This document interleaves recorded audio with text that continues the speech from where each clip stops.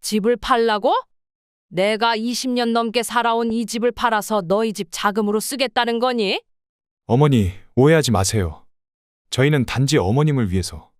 나를 위해서?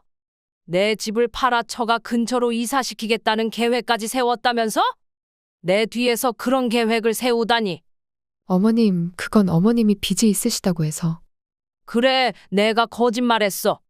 재산 없다고 거짓말했어. 너희가 진짜 어떤 사람들인지 보고 싶어서. 뭐라고요? 저희를 시험하신 거예요?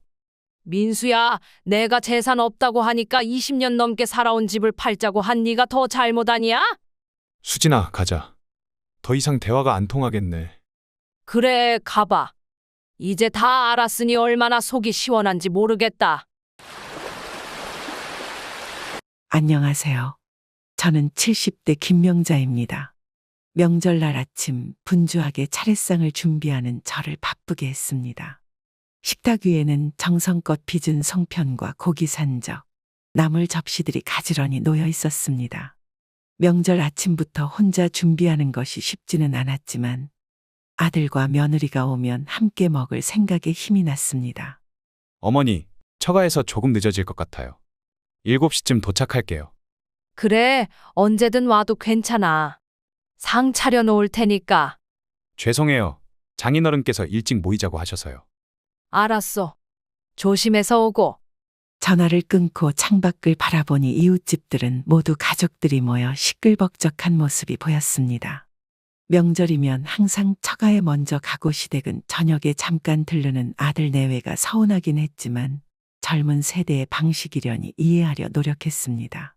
식탁 위에 마지막으로 과일을 정리하며 핸드폰을 들었습니다. 유튜브를 열자마자 며느리가 올린 사진이 눈에 들어왔습니다. 처가에서 찍은 가족 사진이었습니다.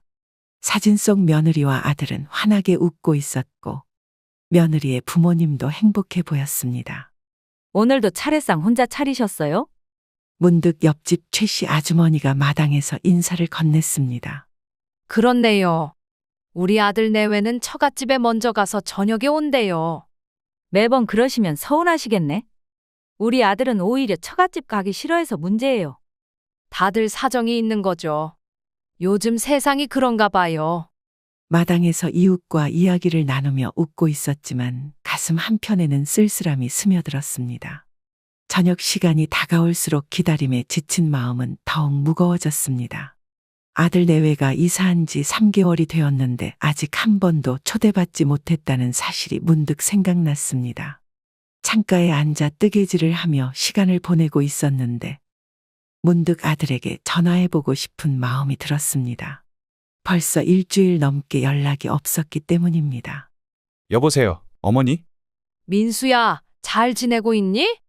갑자기 목소리가 듣고 싶어서. 네, 지금 좀 바빠요.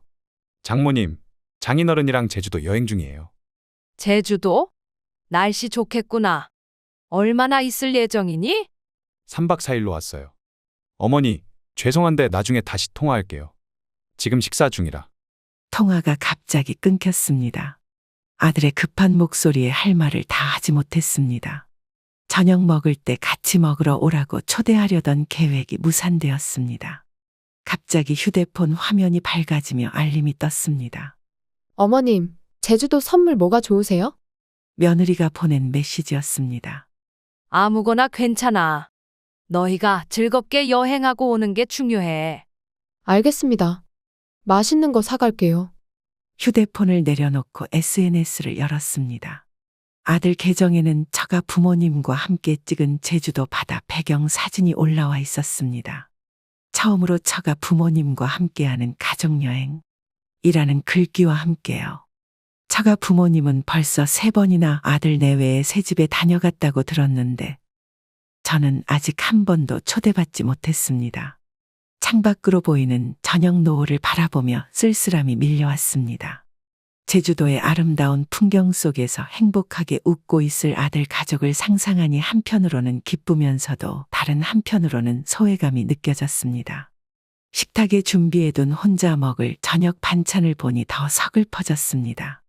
매주 수요일 오후 저는 동네 친구들과 함께 문화센터에서 뜨개질 모임을 갖습니다.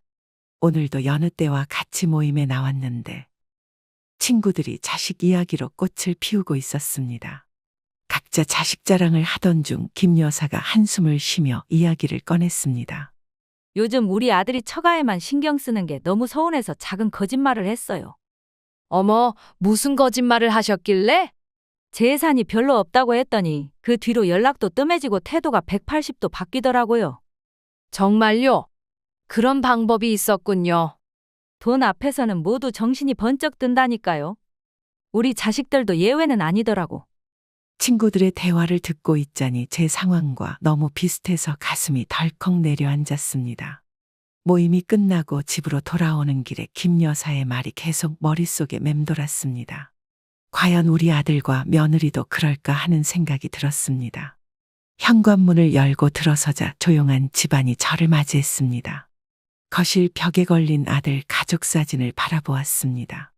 웨딩드레스를 입은 며느리와 턱시도를 입은 아들, 그리고 그 옆에 서 있는 저와 이제는 고인이 된 남편의 모습이 담겨 있었습니다.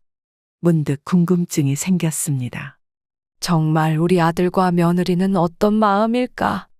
옷을 갈아입고 부엌으로 향했습니다. 저녁을 준비하면서도 김 여사의 이야기가 계속 머릿속에 맴돌았습니다. 죽은 남편이 남긴 재산은 이 집과 약간의 저축 그리고 작은 상가 건물이 전부였습니다. 하지만 아들 내외에게는 구체적으로 얘기한 적이 없었죠.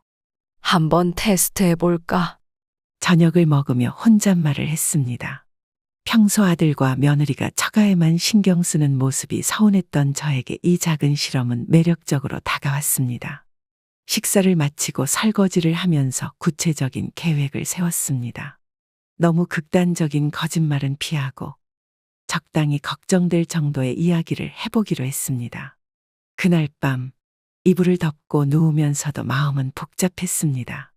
과연 이런 테스트가 옳은 일인지 고민되었지만 한편으로는 진실을 알고 싶은 마음이 더 컸습니다. 남편이 떠난 후 홀로 지내면서 늘 외로웠던 저에게 아들 가족의 진심을 아는 것은 중요한 문제였습니다. 내일 한번 시작해봐야겠다. 잠들기 전 마지막 생각이었습니다. 쉽게 잠들지 못하고 뒤척이다 새벽녘에야 겨우 잠이 들었습니다. 아침이 되어 일어나자 결심은 더욱 확고해졌습니다. 오늘 아들에게 전화해서 재산에 관한 거짓말을 하기로 마음먹었습니다. 아침 일찍 일어나 집안일을 하고 나서 마당에 있는 화분들에 물을 주었습니다. 오랫동안 고민하던 일을 실행에 옮길 시간이 왔습니다. 거실로 들어와 소파에 앉아 깊은 숨을 들이마신 후 아들에게 전화를 걸었습니다. 여보세요, 어머니? 무슨 일 있으세요? 민수야, 잠깐 통화할 수 있니? 좀 심각한 얘기가 있어서. 네, 말씀하세요. 무슨 일이신데 목소리가 그러세요? 사실 네 아버지가 남긴 재산이 생각보다 많지 않구나. 사실 빚도 좀 있어. 전화기 너머로 순간적인 침묵이 흘렀습니다. 아들의 호흡 소리만 들렸습니다. 제 마음은 복잡했지만 최대한 진지한 목소리를 유지하려고 노력했습니다. 빚이요? 얼마나요? 아버지가 돌아가실 때 그런 말씀 없으셨는데. 갑자기 이런 얘기해서 미안하다. 그동안 너희 걱정할까봐 말 못했어. 어머니, 정확히 어떤 상황인지 설명해 주세요. 제가 도울 수 있는 방법이 있을 거예요. 자세한 건 나중에 얘기해 줄게. 너무 걱정하지 마라. 엄마가 해결할 수 있으니까.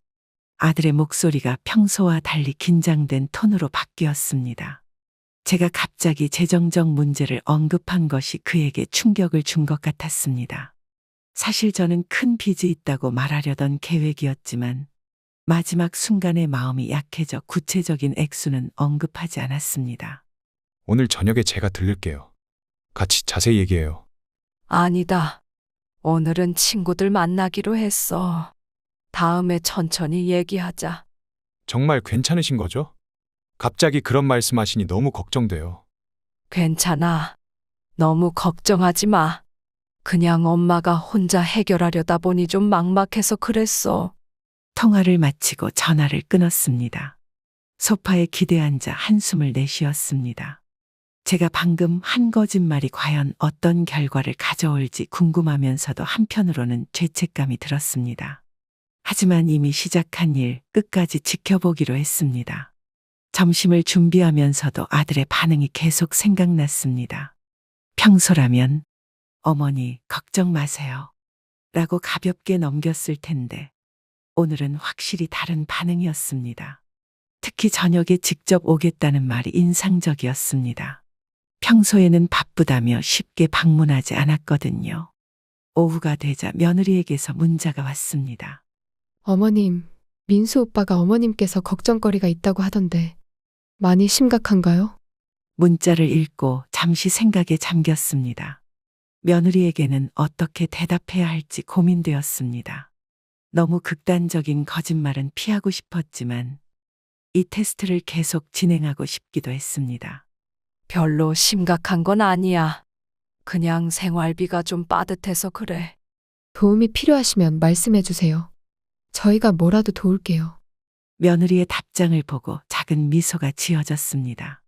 적어도 겉으로는 걱정해주는 모습이 고마웠습니다. 하지만 이것이 진심인지 아니면 그저 형식적인 걱정인지는 좀 더 지켜봐야 알 것 같았습니다.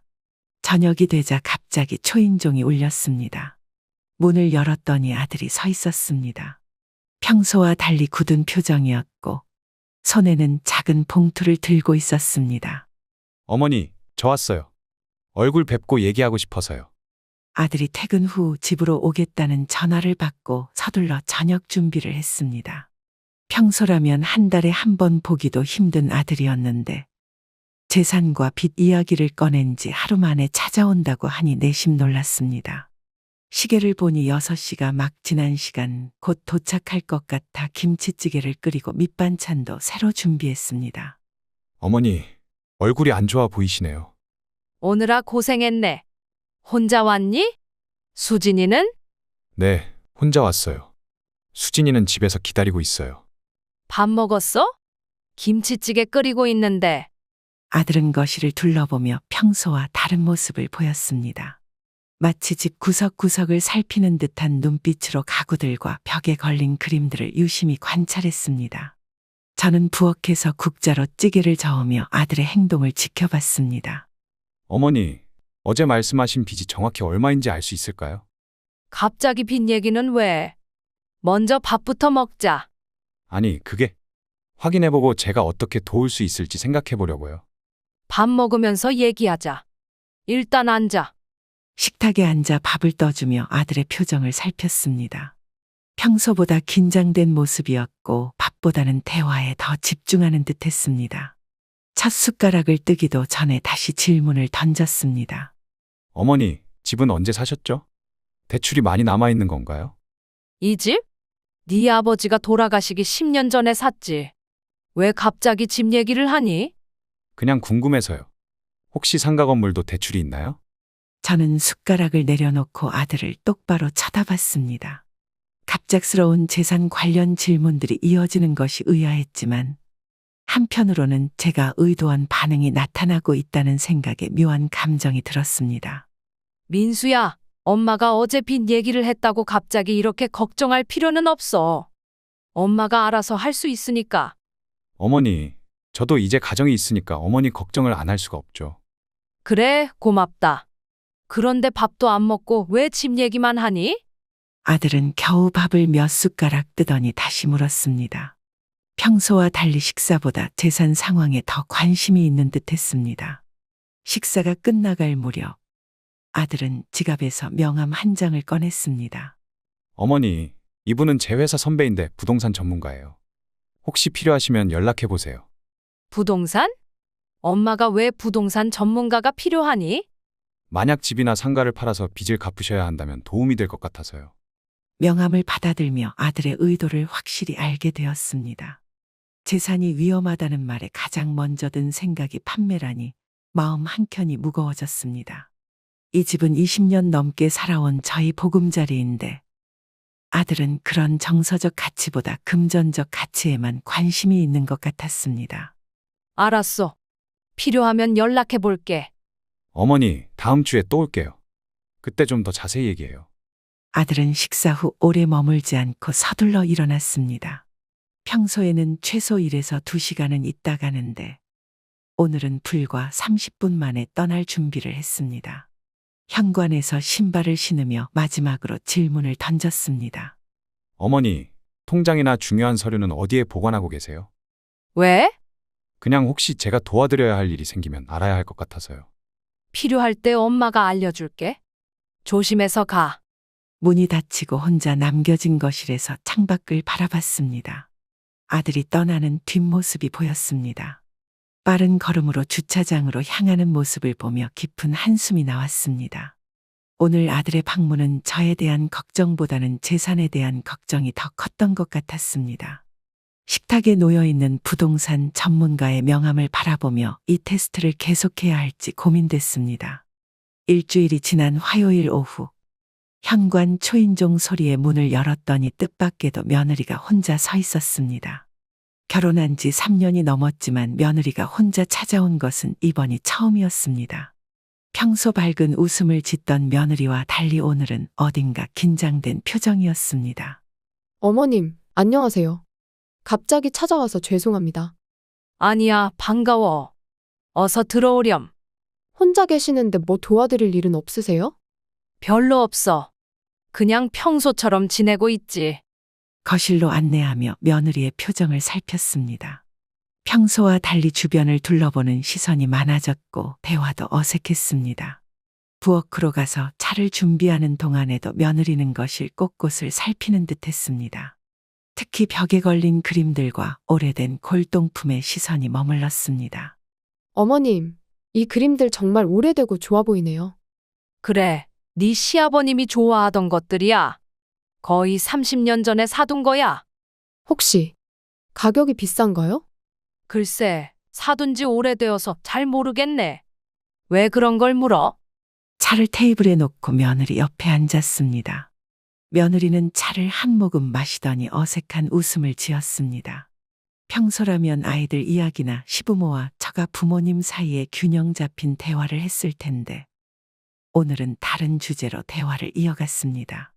어머님, 요즘 건강은 어떠세요? 혹시 병원비 같은 것도 많이 드시나요? 건강. 그럭저럭 괜찮아. 왜, 내가 많이 아파 보이니? 아니요, 그게 아니라 요즘 병원비가 너무 비싸다고 해서요. 아직까지는 큰 병원비가 들지는 않아. 걱정 안 해도 돼. 며느리는 차를 마시며 계속해서 집안 곳곳을 살폈습니다. 무언가 말하고 싶지만 망설이는 듯한 표정이었습니다. 저는 그런 며느리의 모습을 관찰하며 기다렸습니다. 결국 며느리가 입을 열었습니다. 어머님, 민수 오빠가 어머님 재정 상황이 좀 어렵다고 하던데 혹시 도움이 필요하시면 말씀해 주세요. 아, 그래? 민수가 그런 얘기를 했구나. 네, 많이 걱정하고 있어요. 혹시 저희가 도울 수 있는 일이 있을까 해서요. 며느리의 표정에서 진심보다는 형식적인 걱정이 느껴졌습니다. 말은 도움을 주겠다고 하면서도 눈빛은 다른 곳에 있었습니다. 특히 거실 벽에 걸린 그림들과 장식장 안의 도자기들을 유심히 보는 모습이 인상적이었습니다. 수진아, 너희 걱정 고맙지만 지금은 괜찮아. 엄마가 알아서 잘 해결할게. 어머님, 혹시 이 집은 완전히 어머님 소유인가요? 그야 당연하지. 왜 그런 걸 물어보니? 아니요, 그냥. 혹시 대출이 있으시면 저희가 조금이라도 도와드릴 수 있을까 해서요. 차를 마저 마신 후 며느리는 갑자기 핸드폰으로 거실 내부를 슬쩍 사진 찍는 모습이 보였습니다. 제가 눈치채자 황급히 핸드폰을 내렸습니다. 어색한 침묵이 흐르다가 며느리가 다시 말을 꺼냈습니다. 어머님, 앞으로 많이 신경 써야 할 것 같아요. 저희가 자주 찾아뵐게요. 그래, 고맙구나. 근데 갑자기 신경 쓰겠다고 하는 이유가 뭐니? 그냥 가족이니까요. 서로 도와야죠. 며느리의 말에 진심이 느껴지지 않았습니다. 3년 동안 명절이나 특별한 날에만 잠깐 얼굴을 비추던 며느리가 갑자기 가족을 강조하는 것이 어색했습니다. 특히 재산 이야기가 나온 이후 이런 변화가 생긴 것을 보면 제가 의도한 테스트가 결과를 보여주고 있는 것 같았습니다. 차를 마시고 나서 며느리는 집안을 구경하고 싶다며 이것저것 물었습니다. 평소에는 관심도 없던 이 집의 구조에 갑자기 호기심을 보이는 것이 의아했습니다. 이 방은 손님 방인가요? 창고로도 쓰시나요? 그냥 빈 방이야. 가끔 물건 보관하는 정도지. 아, 그렇군요. 어머님, 이 집이 몇 평이죠? 30평 정도 될 거야. 왜 집 평수에 관심이 생겼니? 그냥 궁금해서요. 요즘 부동산 시세가 많이 올랐더라고요. 며느리의 대답에 납득이 가지 않았지만 일단 대화를 이어갔습니다. 집 구경을 마치고 나서 며느리는 서둘러 자리를 떠날 준비를 했습니다. 현관에서 신발을 신으며 마지막 한마디를 남겼습니다. 어머님, 저희가 곧 다시 찾아뵐게요. 필요한 거 있으시면 언제든 연락 주세요. 그래, 잘 가. 문을 닫고 창문으로 며느리가 떠나는 모습을 지켜봤습니다. 주차장에 도착한 며느리는 핸드폰을 꺼내 누군가에게 전화를 걸었습니다. 아마도 아들일 것이라 짐작했습니다. 며느리의 입모양으로 봐서 집에 관한 이야기를 하는 것 같았습니다. 창문을 닫으며 깊은 한숨이 나왔습니다. 테스트를 시작한 지 일주일밖에 되지 않았는데 아들과 며느리의 태도가 이렇게 달라질 줄은 예상하지 못했습니다. 아침부터 동네 마트에 장을 보러 나왔는데 평소처럼 과일 코너에서 사과를 고르고 있었습니다. 그때 옆에서 익숙한 목소리가 들리며 고개를 돌려보니 며느리의 어머니인 사부인이 서 있었습니다.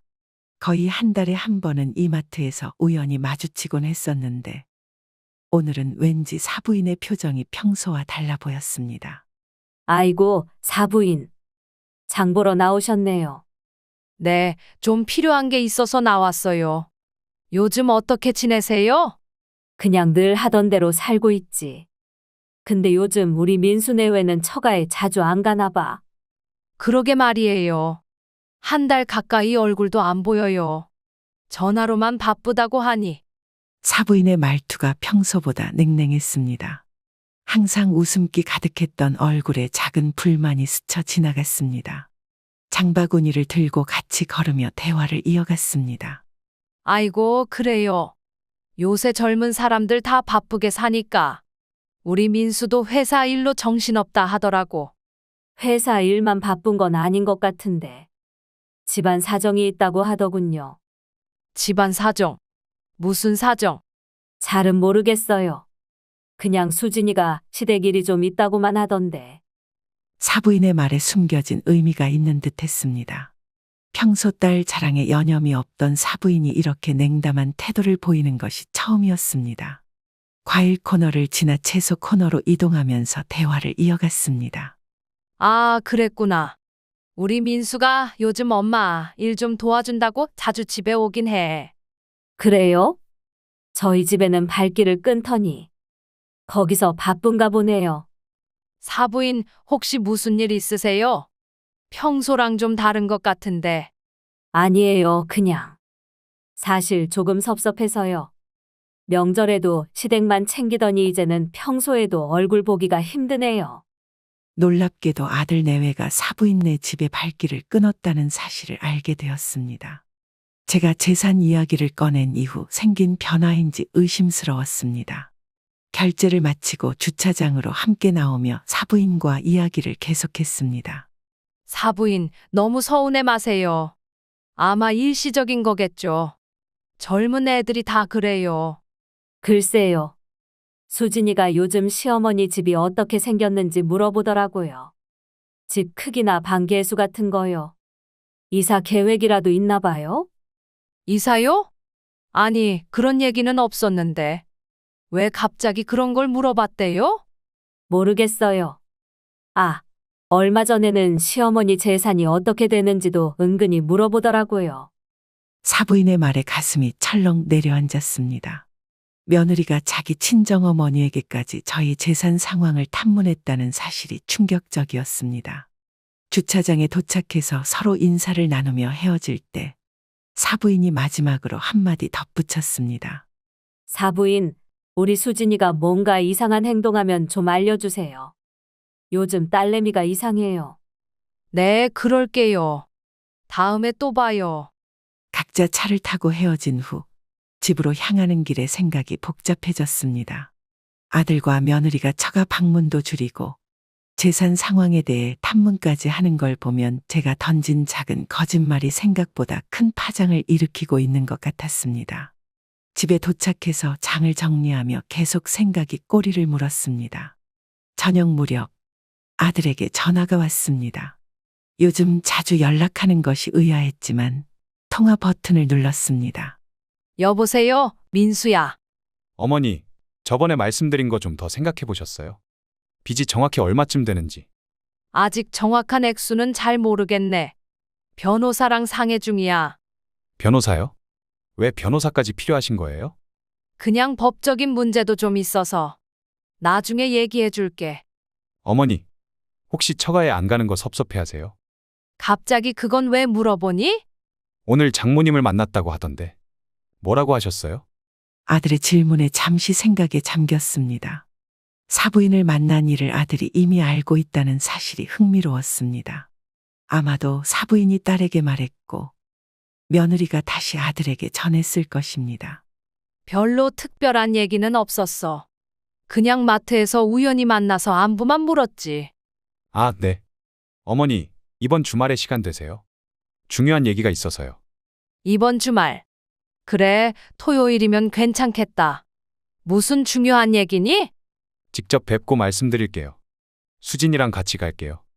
전화를 끊고 난 후 창밖을 바라보며 한숨을 내쉬었습니다. 아들이 말한 중요한 얘기가 어떤 내용일지 짐작이 갔습니다.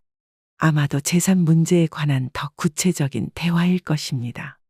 테스트를 시작한 지 한 달, 점점 더 복잡한 상황으로 흘러가고 있었습니다.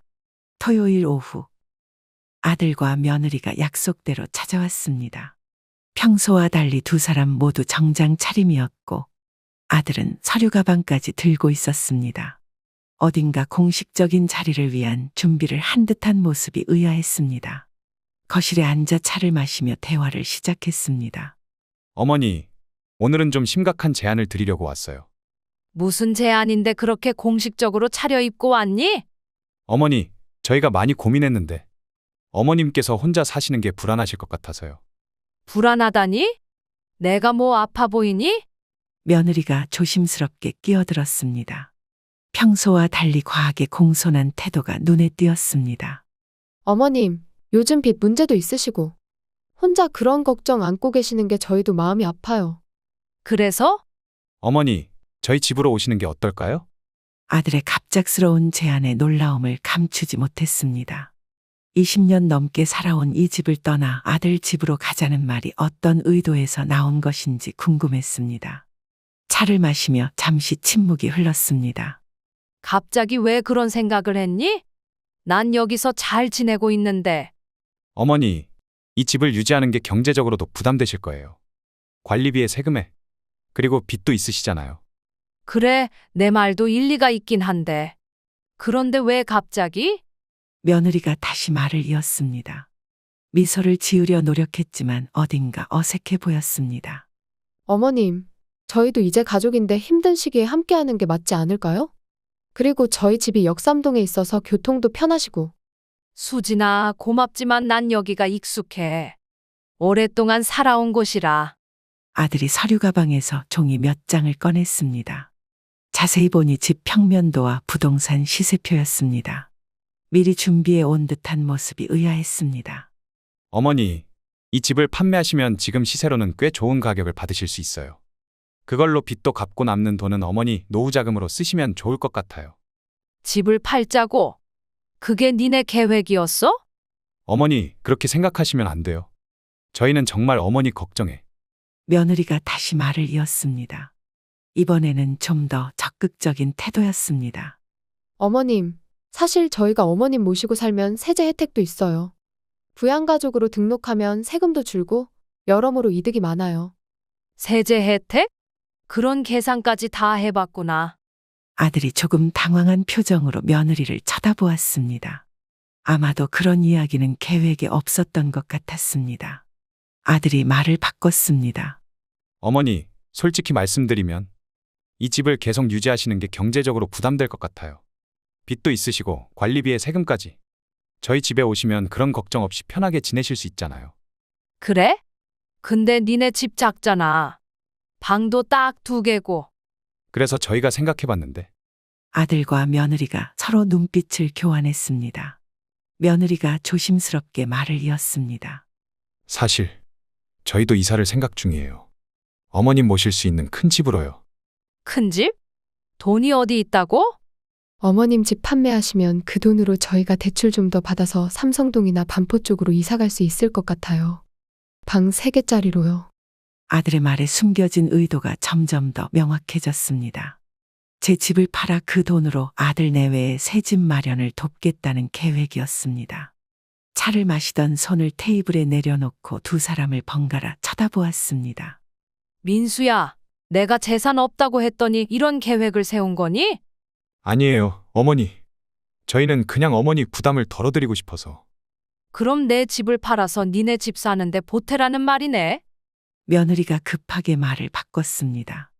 당황한 기색이 역력했습니다. 어머님, 오해하지 마세요. 저희는 정말 어머님 걱정에. 아들이 서류 가방에서 또 다른 종이를 꺼냈습니다. 이번에는 매매계약서 양식이었습니다. 어머니, 일단 집 매물로 내보는 건 어떨까요? 시세를 정확히 알아볼 수 있고. 민수야, 난 집 팔 생각 없어. 여기서 계속 살 거야. 하지만 어머니 빚도 있으시고. 그 빚은 내가 알아서 할게. 아들과 며느리의 표정이 굳어졌습니다. 계획대로 진행되지 않자 난처한 기색이 역력했습니다. 아들이 마지막 카드를 꺼내듯 말했습니다. 어머니, 사실 저희가 부동산 전문가와 상담도 했어요. 지금이 이 지역 집값이 최고점이라고 하더라고요. 지금 안 팔면 나중에 손해볼 수도 있어요. 부동산 전문가? 그런 상담까지 다 받아봤구나? 네, 어머니를 위해서요. 좋은 가격에 팔고 편하게 지내시길 바라는 마음에서. 며느리가 갑자기 화장실에 다녀오겠다며 자리를 비웠습니다. 잠시 후 다시 돌아왔을 때 아들과 눈빛을 교환하는 모습이 보였습니다.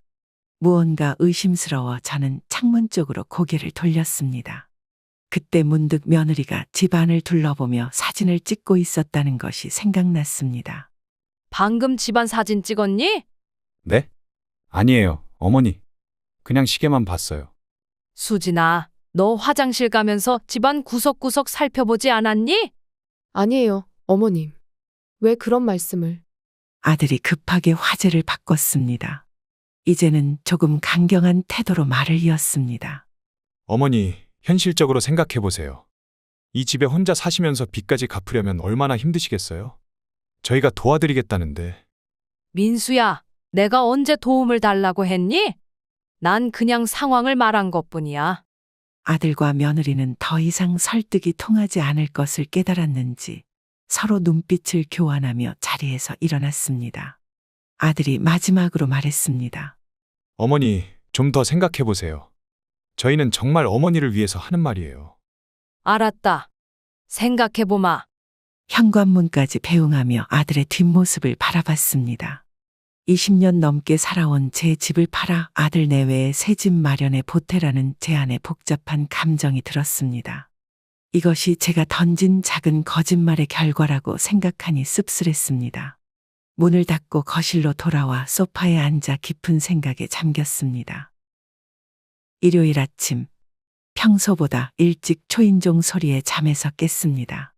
문을 열어보니 아들이 서 있었고 이번에는 며느리 없이 혼자 왔습니다. 평소 주말에는 늦잠을 자던 아들이 아침 일찍 방문한 것이 의아했습니다. 아들의 표정은 어딘가 급한 일이 있는 듯 했습니다. 어머니, 좀 일찍 왔네요? 제가 깨우지는 않았죠? 아니, 괜찮아. 그런데 아침부터 무슨 일이야? 어머니, 통장 정리 좀 도와드리려고요. 재테크를 좀 공부했거든요. 재테크? 갑자기 그건 왜? 거실로 아들을 안내하며 커피를 준비했습니다. 아들은 노트북을 꺼내 테이블 위에 올려놓았습니다. 이런 모습은 처음 보는 일이었습니다. 평소 돈 얘기만 나오면 귀찮아하던 아들이었는데 갑자기 재테크를 공부했다는 말에 의아함이 들었습니다. 어머니, 요즘 금리가 많이 올랐잖아요. 어머니 통장도 좀 정리해드리면 이자 수익이 올라갈 거예요. 내가 통장 관리를 못할 것 같아서 그러니. 아니에요. 그냥 도와드리고 싶어서요. 재산이 많지 않다고 하셨으니 더 효율적으로 관리하는 게 좋을 것 같아서. 커피를 내려 테이블에 올려놓았습니다. 아들은 노트북을 열고 엑셀 파일을 보여주었습니다. 금리 비교표와 재테크 계획안이 나와 있었습니다. 평소와 달리 굉장히 준비된 모습이었습니다. 민수야, 엄마가 늙었다고 이런 것도 못할 거라 생각하니? 아니에요, 어머니.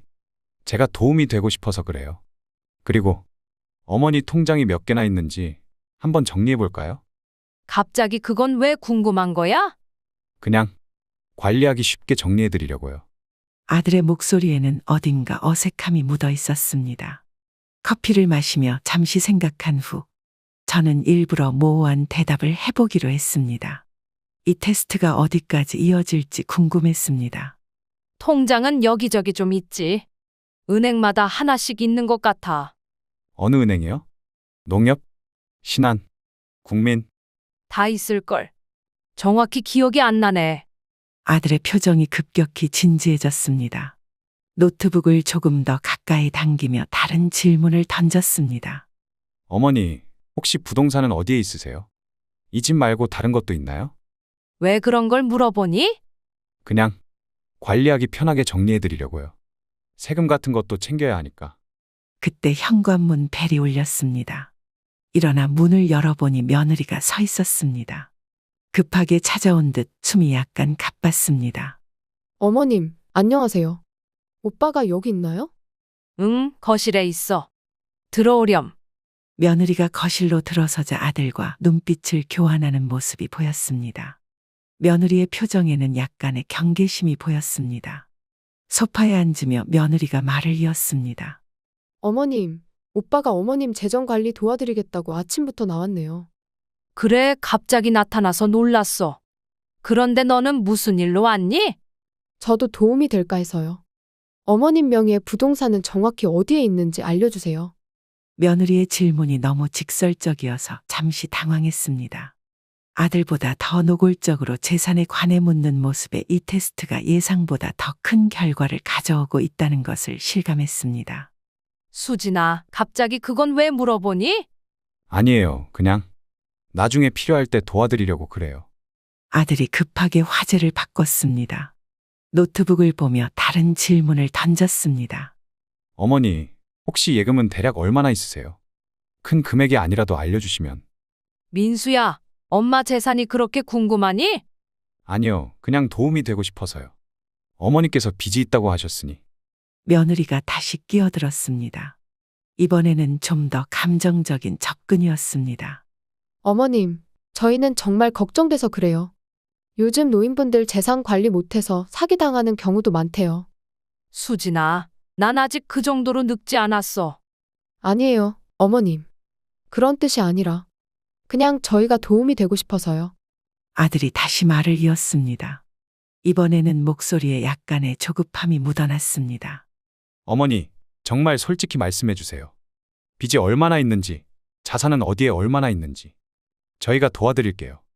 그래, 고맙다. 하지만 지금은 굳이 그런 얘기 안 해도 될 것 같아. 아들과 며느리는 서로 눈빛을 교환했습니다. 뭔가 계획이 틀어진 듯한 표정이었습니다. 며느리가 마지막으로 시도했습니다.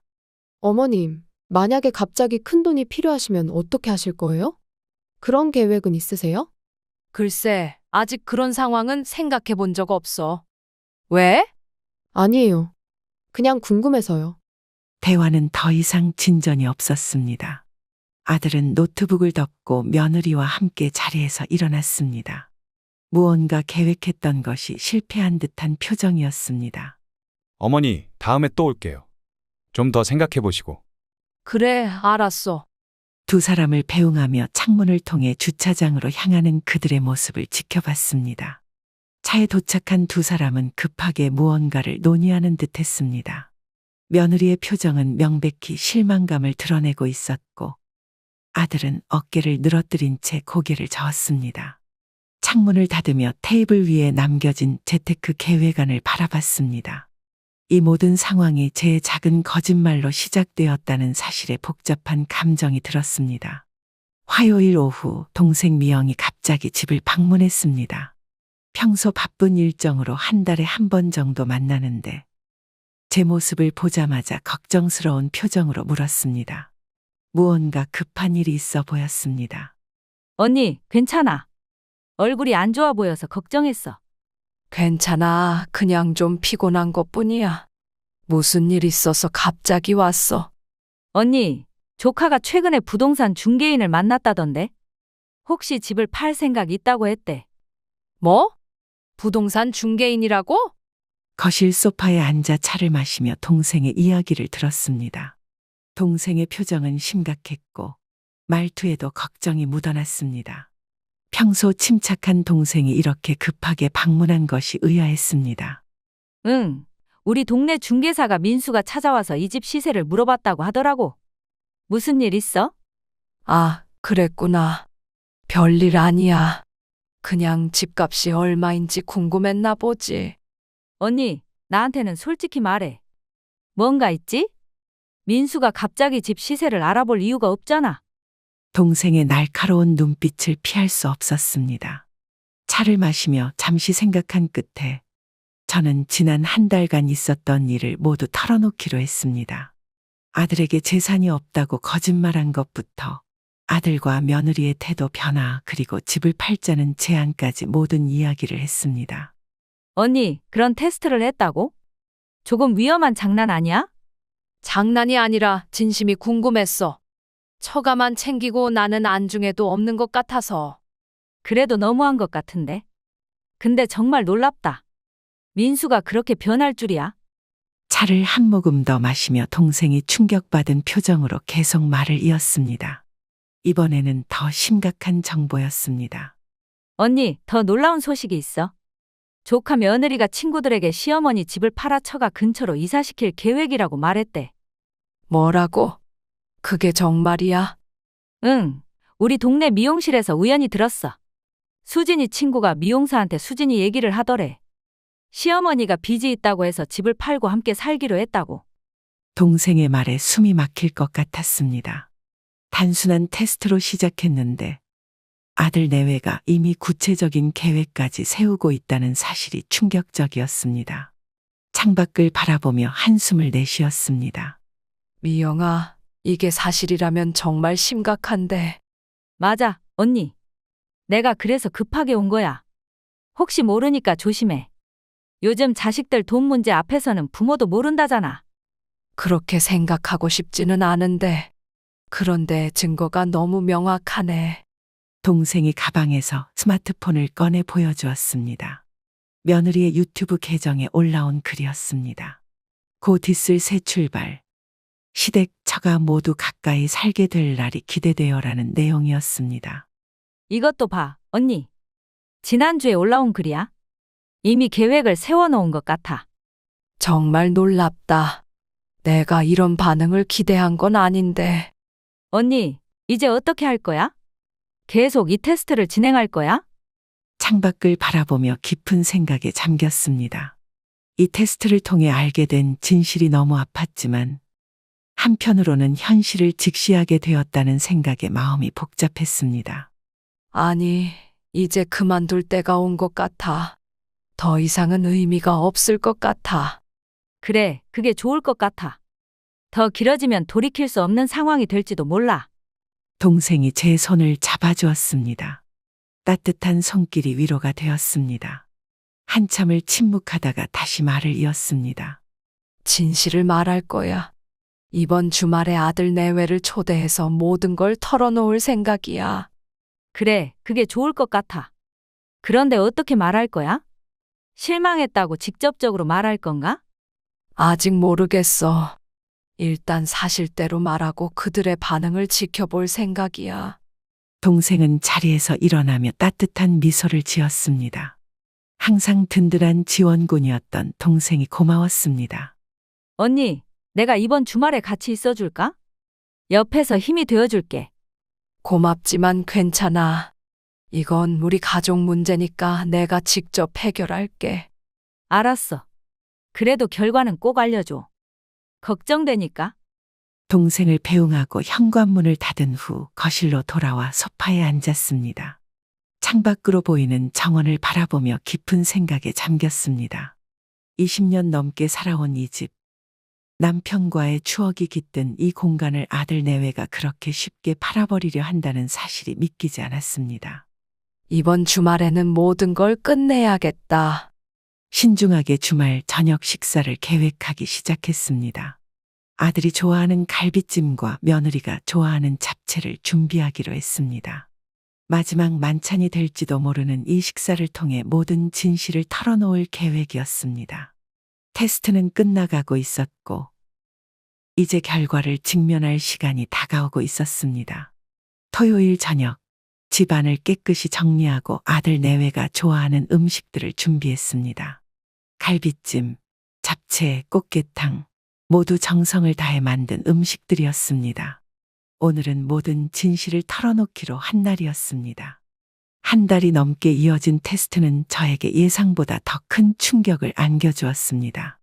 그동안 알게 된 아들 내외의 모습은 제가 알던 그들과는 매우 다른 모습이었습니다. 식탁을 완벽하게 세팅하고 거실을 한 번 더 정리하면서 어떻게 모든 것을 털어놓을지 생각했습니다. 어머니, 저희 왔어요. 어서 와. 문 열려 있으니까 들어오렴. 와, 집에서 좋은 냄새가 나네요. 특별한 날인가요? 오늘은 좀 얘기할 게 있어서 특별히 준비했다. 현관문이 열리고 아들과 며느리가 들어왔습니다. 두 사람은 정장을 차려입고 있었고 아들은 와인 한 병을 들고 있었습니다. 며느리는 화장을 평소보다 진하게 했고 두 사람 모두 긴장한 표정이었습니다. 아마도 오늘 또 집 매각에 관한 논의를 할 생각이었을 것입니다. 거실에서 간단히 인사를 나눈 후 바로 식탁으로 안내했습니다. 자, 앉으렴. 오늘 네가 좋아하는 갈비찜 했어. 어머님, 정말 근사하게 차리셨네요. 무슨 특별한 일 있으세요? 그냥 오랜만에 함께 식사하고 싶어서. 자, 먼저 수저 들어. 식사가 시작되었습니다. 아들과 며느리는 음식을 먹으면서도 가끔 서로 눈빛을 교환했습니다. 뭔가 말하고 싶은 것이 있어 보였지만 제가 먼저 이야기를 꺼내기를 기다리는 듯했습니다. 처음에는 날씨나 뉴스 같은 일상적인 주제로 대화를 시작했습니다. 식사가 중반에 접어들자 아들이 조심스럽게 말을 꺼냈습니다. 어머니, 저희가 지난번에 말씀드렸던 일, 좀 더 생각해 보셨나요? 어떤 일? 집 매각하고 저희랑 같이 사는 거요. 처음에는 놀라셨겠지만 잘 생각해 보면 다 좋은 방향이잖아요. 식탁에 숟가락을 내려놓고 두 사람을 번갈아 바라보았습니다. 때가 왔다고 판단했습니다. 심호흡을 한 후 차분하게 말을 시작했습니다. 사실 너희에게 할 얘기가 있어. 내가 한 달 전에 했던 말 기억나? 네, 빚이 있다고 하셨죠. 그래서 저희가 걱정하고. 그건 사실이 아니야. 빚도 없고 재산도 그대로 있단다. 식탁에 무거운 침묵이 내려앉았습니다. 아들의 얼굴이 순식간에 창백해졌고 며느리는 숟가락을 들고 있던 손을 떨어뜨렸습니다. 잠시 동안 아무도 말을 하지 않았습니다. 그들의 반응을 지켜보며 차분하게 이야기를 이어갔습니다. 이건 일종의 테스트였어. 너희가 정말 나를 어떻게 생각하는지 알고 싶었단다. 테스트요? 무슨 말씀이신지. 민수야, 솔직히 말해봐. 내가 재산이 없다고 하니까 갑자기 이 집을 팔자고 했잖니. 왜 그랬어? 아들은 말을 더듬으며 자리에서 일어났습니다. 며느리는 화장실에 다녀오겠다며 급히 자리를 피했습니다. 식탁에는 저와 아들만 남았습니다. 아들의 표정은 당혹감과 부끄러움이 뒤섞여 있었습니다. 어머니, 왜 그런 거짓말을 하셨어요? 저희는 정말 걱정해서. 걱정? 정말 그랬니? 내가 빚이 있다고 하니까 재산 관리를 도와준다며 통장을 보여달라고 했지. 집을 팔아서 너희 집으로 오라고 했고. 아들은 더 이상 말을 잇지 못했습니다. 저는 차분하게 이야기를 계속했습니다. 그동안 알게 된 사실들, 동생으로부터 들은 이야기, 부동산 중개인을 만난 일까지 모두 털어놓았습니다. 아들의 표정이 점점 더 어두워졌습니다. 민수야, 엄마가 널 원망하는 게 아니야. 다만 진실을 알고 싶었을 뿐이야. 어머니, 저는 거실에는 무거운 침묵이 흘렀습니다. 며느리는 화장실에서 돌아오지 않았고 아들은 고개를 푹 숙인 채 말을 잇지 못했습니다. 이 테스트를 통해 얻은 진실은 쓰라렸지만 한편으로는 현실을 직면하게 되어 다행이라는 생각도 들었습니다. 식탁을 정리하며 아들에게 마지막 말을 건넸습니다. 민수야, 오늘은 여기까지 하자. 너희도 생각할 시간이 필요할 것 같구나. 네, 어머니. 죄송합니다. 아들은 고개를 푹 숙인 채 며느리를 데리고 집을 나섰습니다. 현관문이 닫히고 나서야 긴장이 풀려 소파에 주저앉았습니다. 테스트는 끝났고 진실이 드러났습니다. 이제부터가 진짜 시작이라는 생각이 들었습니다. 진실을 고백한 날로부터 한 달이 지났습니다. 그동안 아들과 며느리와는 연락이 거의 없었습니다. 가끔 문자로 안부만 물었을 뿐 직접 만나거나 깊은 대화는 나누지 않았습니다. 서로에게 생각할 시간이 필요했던 것 같습니다. 오늘은 동네 마트에서 장을 보고 돌아오는 길이었습니다. 갑자기 휴대폰이 울렸고 화면을 보니 아들이었습니다. 한 달 만에 전화였습니다. 여보세요? 민수야. 어머니, 오늘 시간 괜찮으세요? 제가 좀 찾아뵙고 싶은데. 그래? 지금 집에 가는 길이야. 언제 올 거니? 1시간 후에 갈게요. 저 혼자 가도 될까요? 그래, 알았어. 전화를 끊고 집으로 향했습니다. 아들이 혼자 온다는 말에 의아했지만 아마도 진지한 대화를 나누고 싶은 모양이었습니다. 집에 도착해서 장을 정리하고 커피를 준비했습니다. 정확히 1시간 후 초인종이 울렸습니다. 어머니, 제가 왔어요. 어서 와. 들어오렴. 아들의 모습이 평소와 달라 보였습니다. 눈가에 피곤함이 역력했고 수염도 제대로 정리하지 않은 것 같았습니다. 평소 깔끔한 옷차림을 고집하던 아들이 오늘은 편안한 청바지 차림이었습니다. 거실 소파에 앉아 준비해둔 커피를 건넸습니다. 어떻게 지냈니? 한 달 동안 소식이 없어서 걱정했어. 죄송해요, 어머니. 너무 부끄러워서 연락을 못 드렸어요. 괜찮아. 엄마도 생각할 시간이 필요했어. 아들은 커피잔을 손에 들고 있었지만 마시지는 않았습니다. 뭔가 말하고 싶은 것이 있어 보였지만 쉽게 입을 열지 못했습니다. 저는 아들이 마음의 준비를 할 때까지 기다려주기로 했습니다. 창밖으로 보이는 정원의 봄꽃들을 바라보며 잠시 침묵을 지켰습니다. 어머니, 정말 죄송합니다. 물질적인 것에 눈이 멀어 어머니의 마음을 외면했어요. 갑자기 그런 말은 왜 하니? 이 한 달 동안 많이 생각했어요. 어머니가 그런 테스트를 하셨던 이유도 이해가 가요. 항상 처가만 신경 쓰고 어머니는 등한시했으니까요. 아들의 목소리에는 진심이 묻어 있었습니다. 한 달 동안의 시간이 그에게 많은 생각을 하게 했나 봅니다. 저는 아들의 말을 가만히 들으며 그의 진심을 느끼려 노력했습니다. 수진이와도 많은 대화를 나눴어요. 그 아이도 자신의 행동을 반성하고 있어요. 사실 우리 부부 사이도 이 일로 많이 흔들렸었어요. 그랬구나. 미안하구나. 엄마가 그런 의도는 아니었는데. 아니에요, 어머니. 우리 잘못이에요.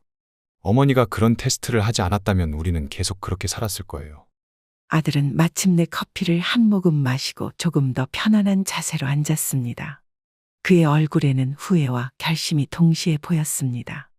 한 달간의 시간이 그에게 많은 변화를 가져온 것 같았습니다. 어머니, 앞으로는 달라질게요. 명절에도 시댁과 처가를 공평하게 나누고 주말마다 찾아뵐게요. 수진이도 그러기로 약속했어요. 그래, 고맙다. 하지만 무리하지는 마. 너희도 각자 삶이 있으니까. 아니에요, 어머니. 이건 당연한 거예요. 그동안 너무 이기적이었어요. 대화는 2시간 넘게 이어졌습니다. 아들은 그동안 자신과 며느리가 어떤 생각을 했는지, 어떤 계획을 세웠는지 모두 솔직하게 털어놓았습니다. 집을 팔아 그들의 새집 자금으로 쓰려 했던 계획, 처가 근처로 저를 이사시키려 했던 생각까지 모두 고백했습니다. 그리고 그동안의 자신의 행동에 대해 진심으로 사과했습니다. 어머니, 저희가 정말 어리석었어요. 용서해 주세요. 민수야, 엄마는 이미 다 용서했어. 다만 앞으로는 솔직하게 지내자. 숨기는 것 없이.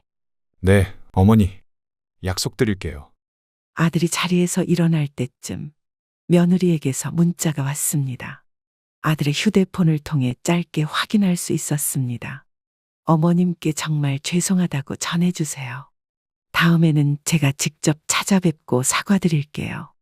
아들을 배웅하며 현관에서 마지막 인사를 나눴습니다.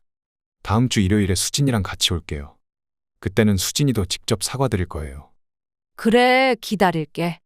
조심해서 가. 문을 닫고 창가에 서서 아들이 떠나는 모습을 지켜봤습니다. 한 달 전과는 다른 모습이었습니다. 어깨를 똑바로 펴고 걷는 모습에서 무언가 단단해진 것이 느껴졌습니다. 테스트는 비록 가혹했지만 우리 가족에게 새로운 시작을 가져다 준 것 같았습니다. 일주일 후 약속대로 아들과 며느리가 함께 찾아왔습니다. 며느리는 눈물을 글썽이며 진심 어린 사과를 했고 앞으로는 진정한 가족으로 지내고 싶다는 마음을 전했습니다. 그날 저녁 식사는 오랜만에 화목한 분위기였습니다. 모든 것이 원래대로 돌아오지는 않았지만 우리는 더 솔직하고 진정성 있는 가족 관계를 위한 첫걸음을 내딛었습니다. 어머님, 다음 주에 저희 집에서 식사 한번 하시겠어요? 제가 직접 요리해 드릴게요. 그래, 좋지. 가볼게. 어머니, 앞으로는 명절에 처가만 가지 않을게요. 시간을 공평하게 나눌게요. 알았어, 고맙다. 식사를 마친 후 아들과 며느리는 설거지를 도와주고 집안일도 함께 했습니다. 처음으로 진정한 가족처럼 느껴지는 순간이었습니다.